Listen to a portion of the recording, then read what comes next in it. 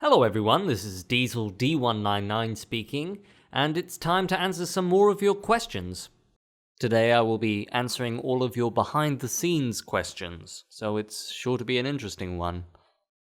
The first question comes from Duncan Alexander and James Starkey Studios. What kind of camera do you use? Well, I've been using since about 2010 a JVC HD camcorder. And this takes both video and pictures, and it served me quite well in this time.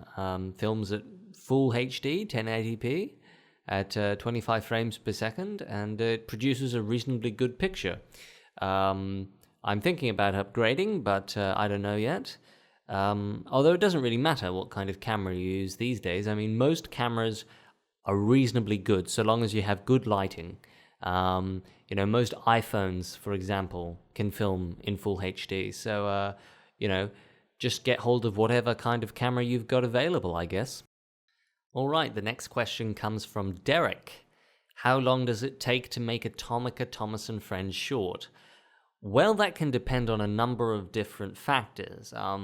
Most notably, how long the short is, but also how action-packed it is,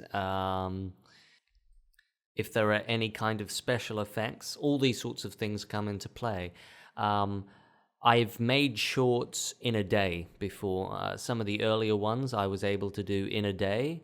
Some have taken months to do, so really it can vary quite wildly. The last short that I did, short 33, Jokes on You, that only took me, I think, 2 days to do, although admittedly there wasn't much editing of faces. The last video I uploaded, Thomas and His Diverse Friends, that took about 3 to 4 days to do. So that should give you a bit of an idea. But for example, short 32, which was 10 minutes long, Diesels, Ducks and Demons, that took, I think, about a month to do. And that was also to do with some other problems that I had. But yeah, there can be a big difference between how long it takes to do certain shorts. Mr. Thomas Fancy Pants asks, will you produce more animated videos? Certainly I'm thinking about it. I do remember doing a poll on Facebook which basically showed that the majority of people would rather that I focus on Tomica Thomas and Friends rather than 3D videos. If you're one of the people who would like me to make more 3D videos, then leave me a comment so I know that you're interested. But certainly I am thinking, I've mentioned earlier that I would like to create a photorealistic Thomas the Tank Engine, and so definitely I would be producing some 3D animated videos with that.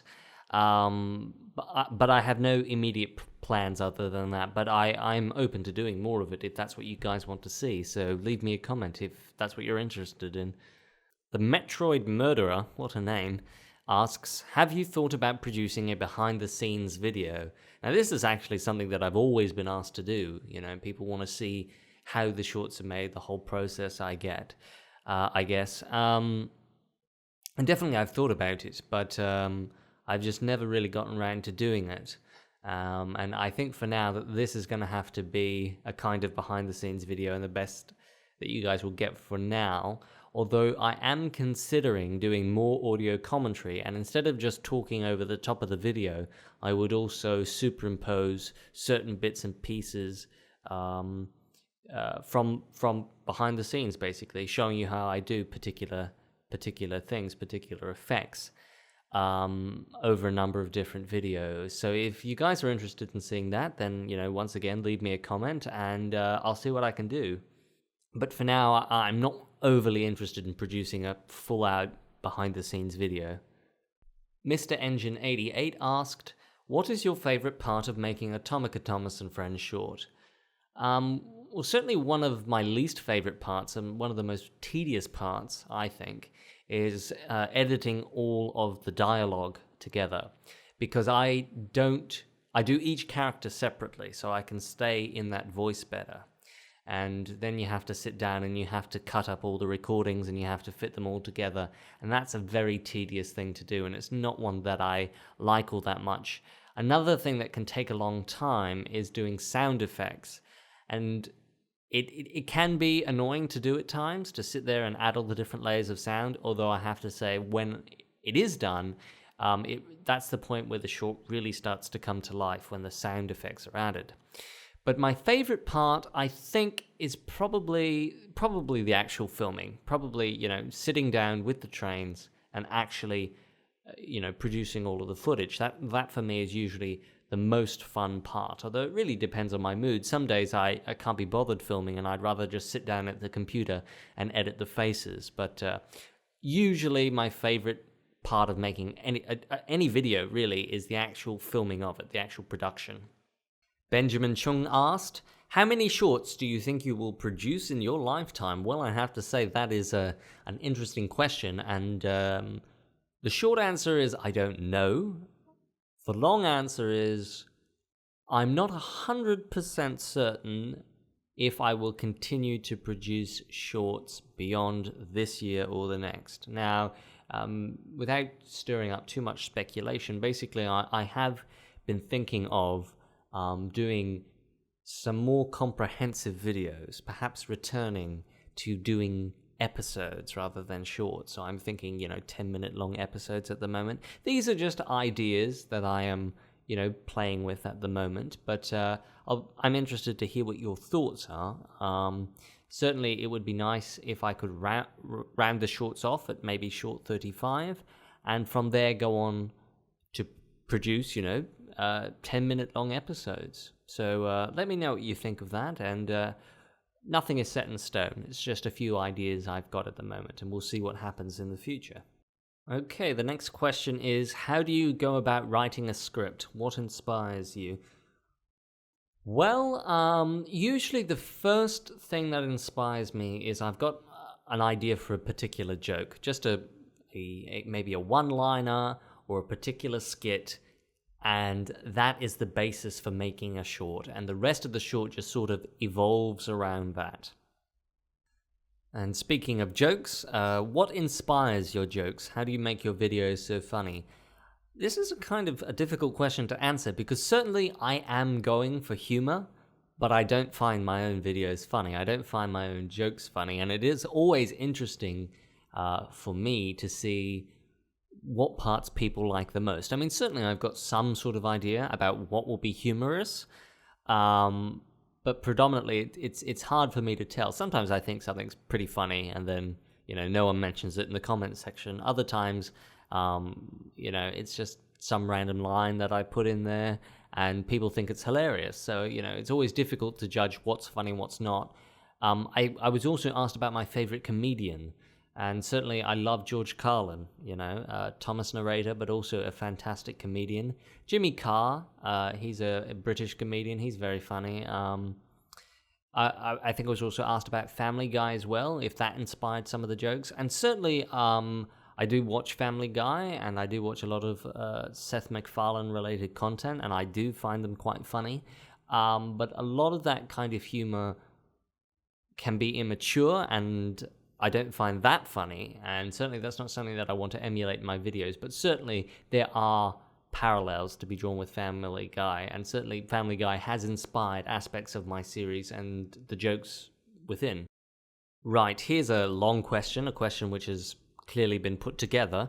Will Oliver, Rosie, Stephen, Donald, Douglas, Connor, Caitlin, the CGI diesels, the non-rail vehicles, and the narrow gauge engines appear and feature in future videos? The short answer is yeah, probably. My aim is, recently, it has been, over perhaps the last 10 shorts, is to really diversify the cast and basically make sure that every character that I own has had at least one line in one video, if not have been, the main character.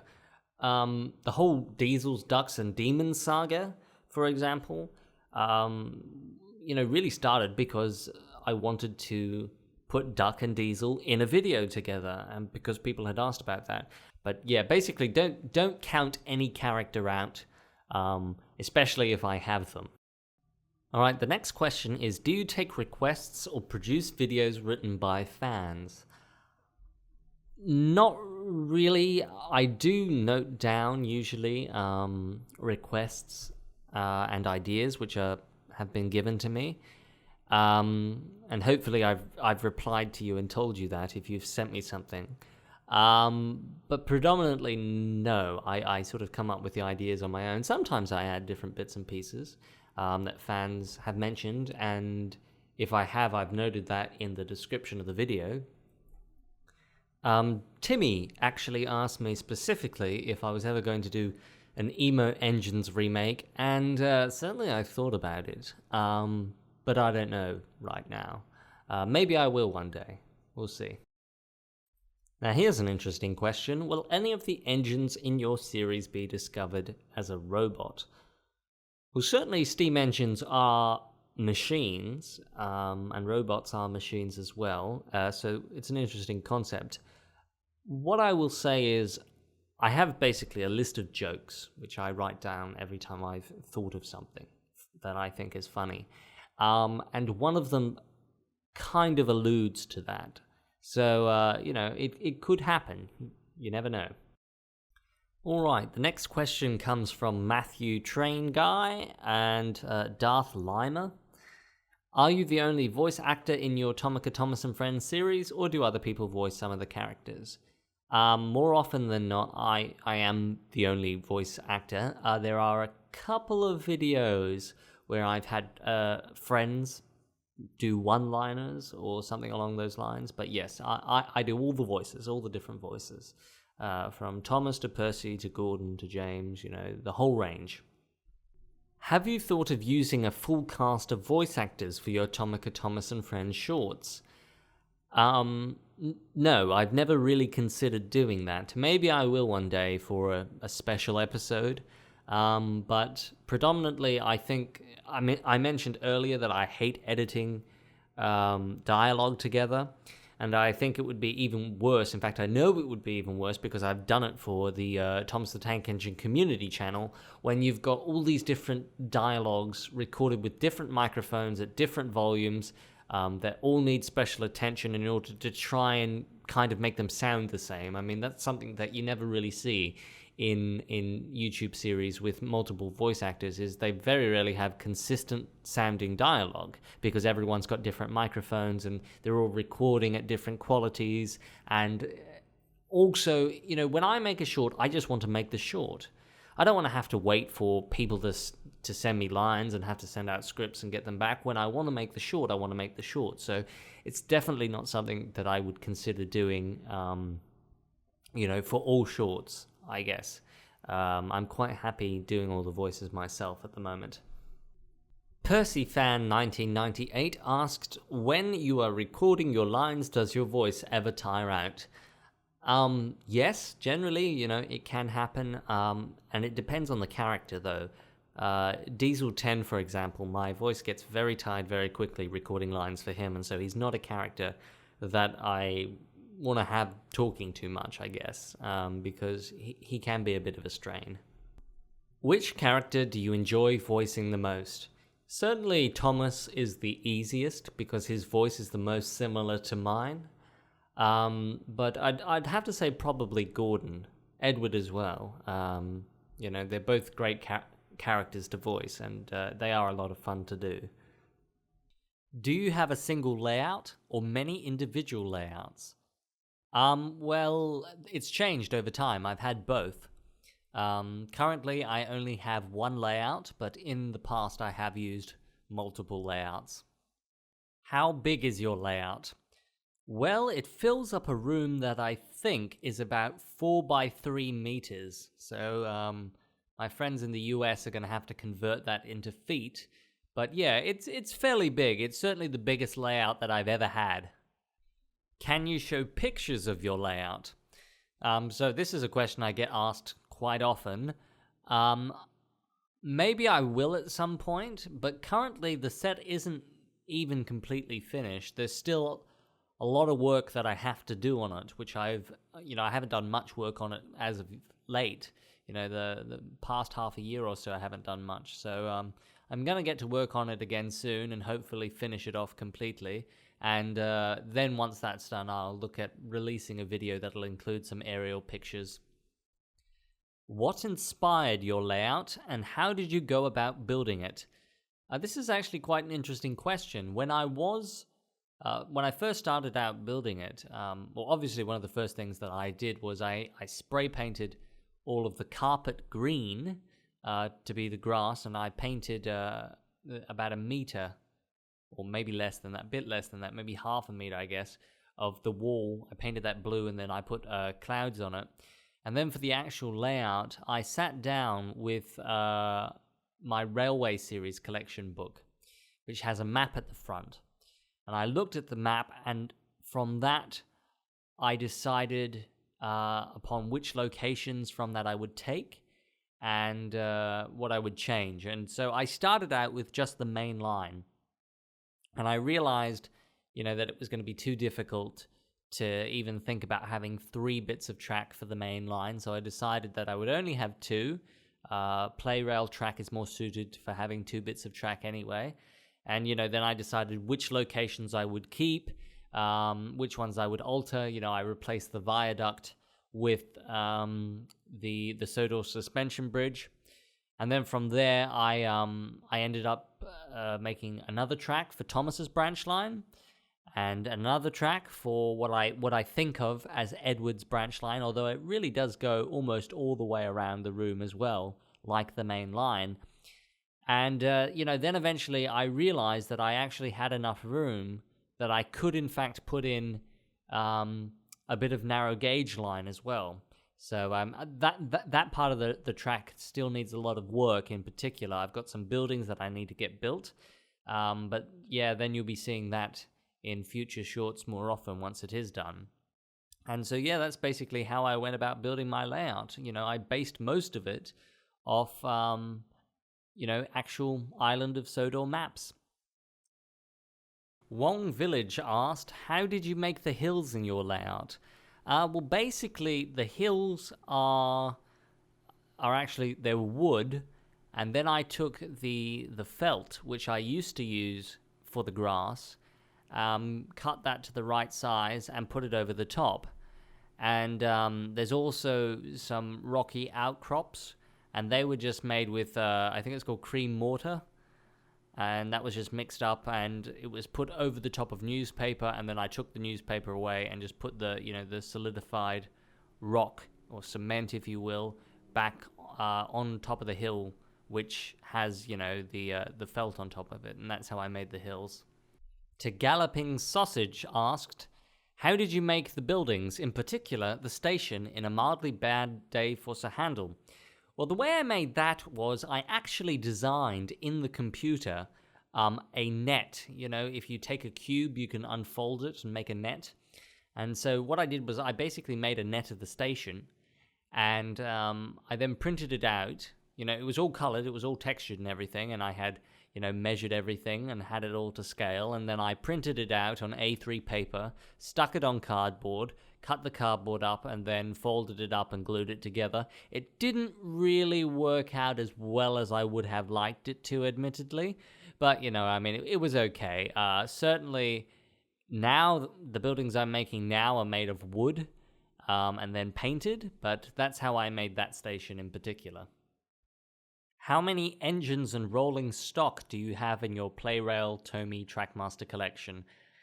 Well, when I did my engine roll call, my collection video last year sometime, I had about, I think it was 34 or 35 engines, and that wasn't including the duplicates. So I have, all of the first 6 engines. I've got multiple copies of them because I've got the American versions and the Japanese versions, and then I've got about, I don't know, something ridiculous like 5 or 6 different Thomases. I've got 3 Percys in total, 3 Edwards.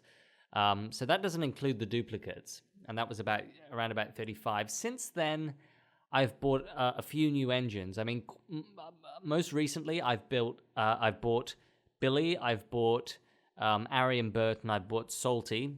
So, it's around about 40 engines, not including the duplicates, which probably takes it up to about 50. And in terms of rolling stock, I'm not sure exactly. A lot, I would imagine, probably would be almost double that, I would think, because in the old days of Tomy, when you bought an engine, you used to get usually 2 bits of rolling stock with it. So it would probably be about, I would guess, 100 pieces of rolling stock in total. So I've got quite a lot. Not as much variety as I would like in my rolling stock. I'm hoping to improve that. Where do you purchase all of your Playrail, Tomy, Trackmaster merchandise from? How much have you spent so far? Well, back in the olden days, I used to buy all of it in stores, basically.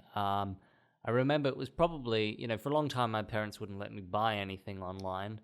And yeah, I bought everything in stores. So from stores like Toy World and Target, Kmart, these kinds of places.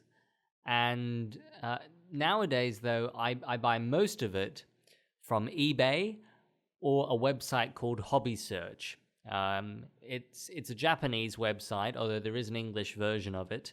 And I bought a whole bunch of track off of that when I was building my big set earlier last year. So that's a good website to check out if you're interested in Playrail stuff. But yeah, the most of it I buy online these days, either from eBay or Hobby Search. How much I've spent, though, too much, probably. Probably far too much, but it has been over a long period of time. And one of the things I was thinking about the other day was how much the prices have gone up in my time doing it. Because, I remember you used to be able to buy an engine, a Tomy engine, which came with 2 trucks, usually. So you could buy Percy, and he came with 2 trucks, and that would be about $20. That's Australian dollars, anyway. Nowadays, if you buy a Trackmaster engine with 2 trucks, it ranges between $30 and $34, I've seen. So, that's almost a third of the price increase, which, is partly due to inflation, but I guess there's other factors in there too. But the disappointing part about it is that there's been that increase in the cost, but the quality has declined. So that's quite sad. Now, this is an interesting question. Do you collect any other Thomas & Friends merchandise ranges? Do you plan to utilize them at some point? The short answer is no. The long answer is I used to. Tomy was actually the third range that I collected. See, when I was very, very young, I used to have first Ertl trains, and then I had the wooden railway trains for a bit, and then finally I moved on to having the Tomy trains, and then Trackmaster. Now, do I plan to utilize them? Well, I did actually make a stop-motion video with, I think it was Peter Sam, back in 2008. I never put it on YouTube. It was just a sort of test. And I was thinking the other day that it might be cool to get out those old wooden engines and put them on my new set. And yeah, if you would like to see that, well, leave me a comment and I'll see what I can do. I think it would be interesting to give it a go and just to see what I can do with some of the wooden engines at least. Which Playrail Tomy Trackmaster model is your favorite? And this was asked by Trendy Trend 222. Probably Murdoch, I think. He has a very nice model, but then again, I don't really like the few engines that they did where the tender powers them, so I don't really like that feature in Emily, Murdoch, or Molly. The actual preferred style for the tender engines is, for me, like Spencer and Donald and Douglas, where the tender can come off, and the battery and the motor are all stored in the actual engine. But I digress. My favorite model, it's a tricky question, really. See, Molly and Emily as well were very nice looking models, despite that sort of motor flaw, if you can call it that. The narrow gauge engines look quite nice, most of them anyway. But yeah, I mean, I do like Steven, the Trackmaster version. He has come out very nice. But yeah, I do like Murdoch, I do like Molly, and I do like Emily, even though I don't like the actual positioning of the motor. They are very nice looking engines. But I think most of the original Play-Rail models were probably the best. Trackmaster, back in the earlier days, released a lot of great engines, which had previously been untouched, and I thank them for that. But yeah, I think Play-Rail really had the quality at the right level. Do you have / plan on buying Iron, Arian, Bert, Hero, Porter, Lady, Proteus, or any other characters?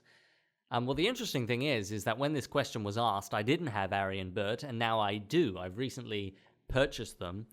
And this question is now far more relevant now than it was earlier, because I'm actually looking at buying a whole bunch of characters, because I just don't think that I will be buying any of the new Trackmaster range. And if Play-Rail ceases production on new Thomas trains, I mean, they didn't do a very good job with the last lot. I mean, they made Connor, but they didn't make Caitlin. I mean, what's up with that? So if Play-Rail doesn't continue, that basically means I'm not going to have any of the new characters from this point on, and I'm not going to be able to buy any new trains because all of the old ones are going out of stock. So I'm trying to increase my collection now while I still can, because I mean, one of my big regrets, I guess, is that I didn't buy more when it was Tomy Motor Road and Rail, because that really, you know, in terms of sets and everything, I feel as if I probably should have spent a bit more money back then on that sort of stuff, and I would have benefited from it now.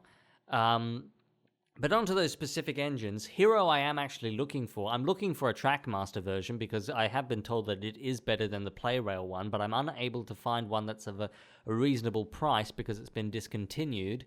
Porter, I was actually looking at him in the shops the other day, and I was thinking about buying him. If you want me to buy Porter, I will do that. Leave me a comment, and I will get onto that fairly shortly, actually. Lady, I have been looking at Lady, and I wish I bought her earlier, because now she's basically rare, and the price is shot right up, and that... So, you know, I mean, I'm waiting to find one that's reasonably priced, but I can't make any promises on Lady. Proteus, wow, that's a really... He must have been out of stock for a long time. I mean, I'll check, but I can't imagine I'd be able to get him. So, but yes, I'm planning on buying more characters right this moment, but in the foreseeable future, I really don't know anymore. Matthew Garrett asked, why did you buy the old Play-Rail Diesel 10 instead of the new Trackmaster one? Because I like the old one better, because the face, I think, is scarier and more like the original. I didn't really like the face on the Trackmaster one. One of the things I hate about Trackmaster is that there is now, for many engines, a Trackmaster one and a Play-Rail one. And you've got to weigh up which one is better and then buy one. And that kind of irritates me, I guess. Especially because I think occasionally I've made the wrong choice. Like Stanley, for example, I have the Trackmaster one. I should have really bought the Play-Rail one. And that's apparent to me now. But, you know, I bought Steven, the Trackmaster one, and I'm happy with that purchase as opposed to buying the Play-Rail one. But, you know, when there is such a delay between them being released, you have to make the decision. Do you want to buy the Trackmaster one, which has been released sooner, or the Play-Rail one, which may or may not come along? So we never got, you know, a Play-Rail Caitlin, and therefore the Play-Rail Connor is kind of pointless. So I really should have just gone ahead and bought the Trackmaster ones when they first came out. But I didn't do that. But yeah, I guess in future, Trackmaster has made the decision simpler because they've decided to release all these crappy models. And so I'll only be buying Play-Rail in future if they are available. Richard the Blue Hunslet Engine asked, do you have any electric engines? No, I do not. I don't have any of those Play-Rail electric engines. I have in the past thought about buying generic trains from Playrail, but I've never really gotten around to it. Maybe someday. What inspired you to make the Slender Engine? How did you make the model? I think I should probably do an audio commentary on Short 20 because the Slender Engine has been quite popular. I don't know if because people like the Slender Man or because it's just a custom train and people really like that. I don't know, but I've seen loads of other people release videos with the Slender Engine in it. So, I guess that's kind of cool to see. But yeah, the Slender Engine is based on the Slender Man, which is a modern urban legend that developed on the internet. And back in 2012, Slender, the 8 Pages, was released, a video game which you can download for free and play it yourself, although I don't recommend playing it at night or if you're alone. It is very scary, and, certainly if you're I don't know, any younger than 15, you probably shouldn't play it. I don't need parents complaining that I showed their children something that's given them nightmares for weeks. But yeah, that's where the Slender Engine came from. The game was very popular at the time, and I thought, wouldn't it be cool to make a parody? Do you plan on making any more original Thomas and Friends characters / custom models in future? Probably not. I've never really made one before. I mean, the Slender Engine wasn't that much of a stretch. I've thought about it in the past, but I think it's probably more trouble than it's worth, and I don't think I have the kind of skill with a paintbrush or whatever to make a really good quality one, and that would irritate me because I'm kind of OCD about these things. I mean, if I buy a new engine and there's like the slightest chip in the paint, it will irritate me to no end. The new Arian Burt, which I bought the other day, which is a Trackmaster re-release, I was not impressed with the quality of the paint job. It's very, very frustrating, I have to say, but they look all right otherwise. There's just a few edges which could have been done a lot better. Patrick Wallace asked, do you use Mr. Motorman? Yes, I do. Sometimes. It works, it's not as precise as I would like it to be, but it is a pretty cool tool to have. How do you make the engine start and stop? Wong Village asked this question. Well, Mr. Motorman is one way. Another way is string, which, you can see in a lot of the videos. And the third way is actually a freeze frame where basically you film the engine going completely through the shot, and then you cut the video and you take a frame and you extend it, and that gives the illusion of the engine stopping. It's not as nice as you would like it to be, though. And sometimes you get motion blur on the freeze frame if the engine isn't going slow enough, so that's why I prefer to use string if possible, or Mr. Motorman. Wong Village also asked, how do you make steam? With a fog machine. Wong Village also asked, many questions, how did you make the coal used in Edward Helps Out? I bought it, I didn't make it. Those are just black garden pebbles, which, you see in some ornamental gardens. I think I bought a reasonably big packet for $5. Very cheap to buy. It looks pretty good too. What editing software do you use? Well, currently I use Adobe Premiere Pro, but in the past I've used YouLead Video Studio, Cyberlink, Power Director I think it's called. I've even used Windows Movie Maker. The editing software doesn't matter too much. You can do most of the things in cheaper software that you can do in Adobe Premiere Pro. Premiere Pro is just generally more convenient. How do you edit the faces and animate the eyes? Well, basically I just take a still image of the engine and then I take that into Photoshop, and then what I do is just I clean it up and then I erase the pupils add in some digital ones, and then I can animate them, basically. I have them on a separate layer. Alright, that's it. Yet another long video, but it's time for it to come to an end. I hope I answered all of your questions to satisfaction, and I have one more video to do in which I'm going to be talking about the Thomas the Tank Engine community channel, and then just answering some miscellaneous questions. So until next time, viewers, this is DieselD199 signing off.